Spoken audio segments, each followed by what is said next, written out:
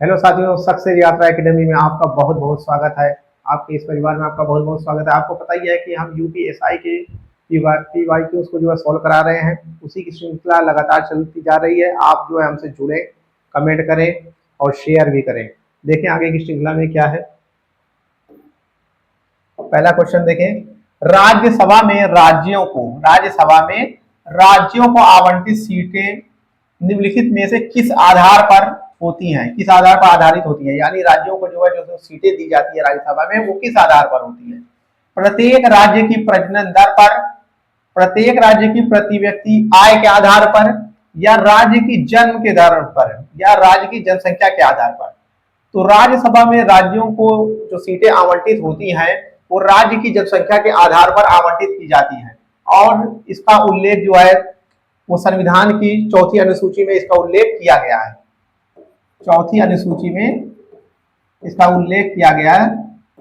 संविधान की चौथी अनुसूची में इसका उल्लेख किया गया है। आपको बता दें कि राज्यसभा में राज्यों को आवंटित सीटों की जो संख्या है वो 250 है। अधिकतम 250 सदस्य जो है राज्यसभा में जा सकते हैं। और इसमें से 12 सदस्य जो है राष्ट्रपति द्वारा जो है मनोनीत किए जाते हैं, जिनको जो है शिक्षा और विज्ञान और जो है नागरिक क्षेत्रों में जो है ज्ञान हो, उनको जो है 12 सदस्यों को राष्ट्रपति द्वारा इसमें मनोनीत किया जाता है। तो आपका आंसर हो जाता है कि राज्यसभा में राज्यों को आवंटित सीटें किस आधार पर आवंटित होती हैं, तो राज्य की जनसंख्या के आधार पर इसको आवंटित किया जाता है। जनरली ये माना जाता है कि 10 लाख की जनसंख्या के आधार पर एक सीट का आवंटन किया जाता है। तो आपका आंसर हो जाएगा डी।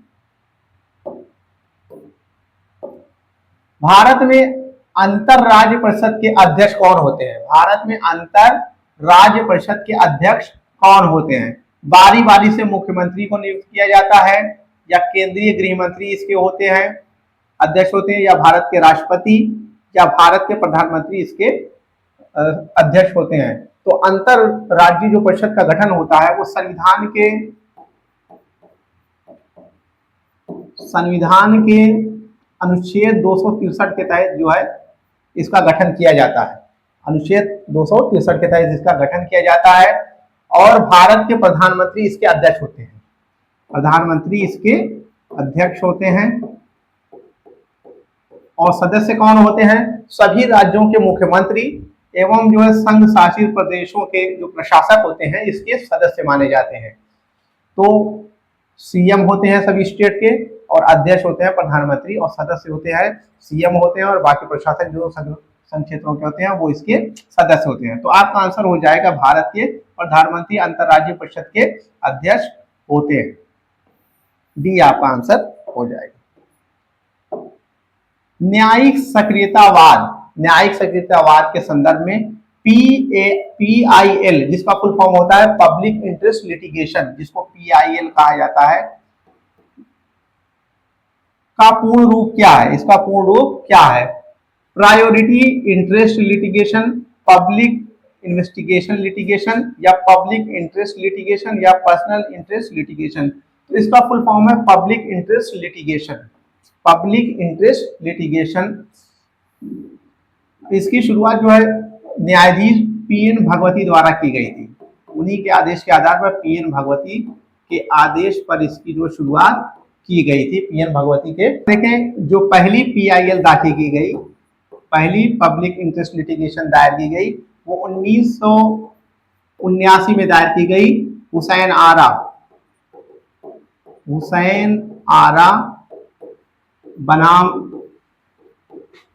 बिहार राज्य के संदर्भ में।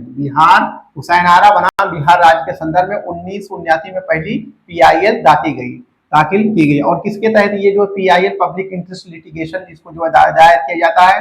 तो सर्वोच्च न्यायालय में अनुच्छेद 32 के तहत, और सर्वोच्च और मुख्य मतलब जो है स्टेट न्यायालय में ये 226 के तहत इसको जो है दायर किया जाता है।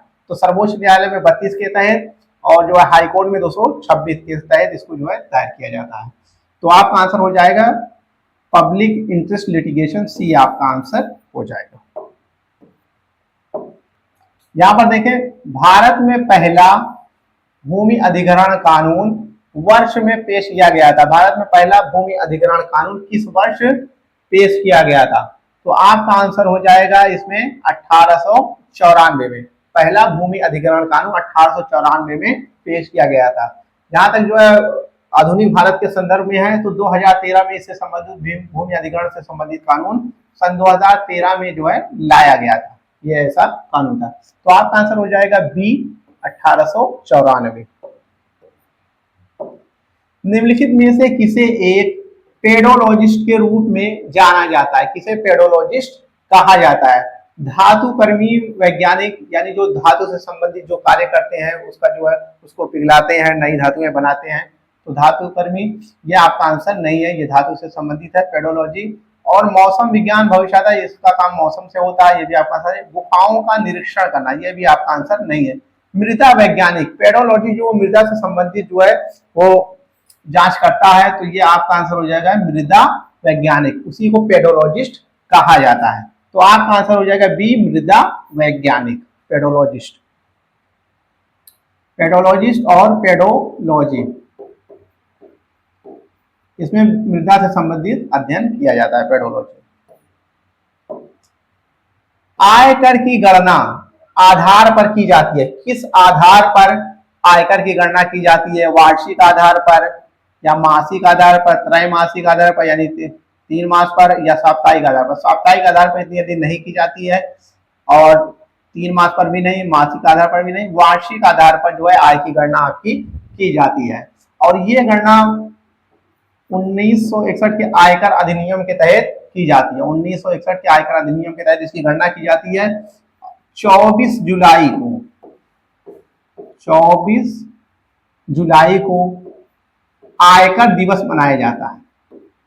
आयकर दिवस 24 जुलाई को मनाया जाता है। जहां तक देखिए ब्रिटिश भारत में इसकी शुरुआत कब की गई थी? तो ब्रिटिश भारत में यानी अंग्रेजों के द्वारा इसको 1860 में जेम्स विल्सन द्वारा इसको शुरू किया गया था। आयकर जेम्स विल्सन द्वारा 24 जुलाई 1860 को इसकी शुरुआत की गई थी। तो उसी के आधार पर 24 जुलाई को आयकर दिवस मनाया जाता है। आयकर दिवस मनाया जाता है। तो आपका आंसर इसमें हो जाएगा वार्षिक आधार पर। आयकर की गणना वार्षिक आधार पर की जाती है। भारत में पहली रेलवे लाइन का परिचालन किस वर्ष किया गया था? भारत में पहली रेलवे लाइन का परिचालन यानी शुरुआत किस वर्ष की गई थी? 1813 में की गई, या 1857 में, या 1853 में, या 1835 में? तो रेलवे की पहली बार शुरुआत 1853 में की गई थी, लॉर्ड डलहौजी के समय में। लॉर्ड डलहौजी के समय में इसकी शुरुआत की गई थी। राज्य हड़प नीति के कारण इनको जाना जाता है, राज्य हड़पने के कारण लॉर्ड डलहौजी को। तो 1853 में इसकी शुरुआत की गई थी। 1813 में प्रथम चार्टर एक्ट लागू किया गया था। प्रथम चार्टर एक्ट लागू किया गया था, जबकि 1833 में द्वितीय लागू किया गया था, द्वितीय चार्टर एक्ट लागू किया गया था। और 1833 में ही इसी के द्वारा ये कानून बना दिया गया कि जो है बंगाल के गवर्नर जनरल को भारत का गवर्नर जनरल कहा जाने लगा। बंगाल के गवर्नर जनरल को भारत का गवर्नर जनरल कहा जाने लगा। जबकि 1857 में जो है 1857 का विद्रोह हुआ था, तो आपका आंसर हो जाएगा पहली रेलवे लाइन, आंसर हो जाएगा सी 1853। भारत में कौन सा प्रिंट मीडिया को नियंत्रित करता है? कौन सा प्रिंट मीडिया को नियंत्रित करता है? न्यूज ब्रॉडकास्टर एसोसिएशन ये करता है, या भारतीय विज्ञापन मानक परिषद, या केंद्रीय फिल्म प्रमाणन बोर्ड, या भारतीय प्रेस परिषद? तो न्यूज ब्रॉडकास्टर एसोसिएशन जो ये एक निजी संगठन है, इसकी स्थापना 2007 में की गई थी। ये प्रिंट मीडिया को नियंत्रित नहीं करता, तो ये आपका आंसर नहीं होगा। भारतीय विज्ञापन मानक परिषद, तो इसका काम जो है विज्ञापन से संबंधित मानक बनाना है, तो ये भी आपका आंसर नहीं है। केंद्रीय फिल्म प्रमाणन बोर्ड, इसकी स्थापना 1952 में सिनेमेटोग्राफ एक्ट के तहत की गई थी। 1952 में सिनेमेटोग्राफ एक्ट के तहत सिनेमेटोग्राफ एक्ट के तहत की गई थी, जिसका काम जो है फिल्मों का प्रमाणन करना है, उसकी जांच करना है। जबकि भारतीय प्रेस परिषद, इसकी स्थापना 1978 में की गई थी, 1978 में इसकी स्थापना की गई थी। और यही जो है मीडिया को जो है ये नियंत्रित करता है, यही संगठन। तो आपका आंसर हो जाएगा डी, भारतीय प्रेस परिषद। भारतीय प्रौद्योगिकी संस्थान कानपुर, यानी जिसको आईआईटी भी कहा जाता है, आईआईटी कानपुर, इसकी स्थापना किस वर्ष की गई थी? 1959, 1969, 1957, 1947। 1947 में और 57 में नहीं की गई थी, बचा 1959 और 69। तो 1959 में इसकी स्थापना की गई थी। तो आपका आंसर हो जाएगा ए, आईआईटी कानपुर की स्थापना 1959 में की गई थी। यह आपका आंसर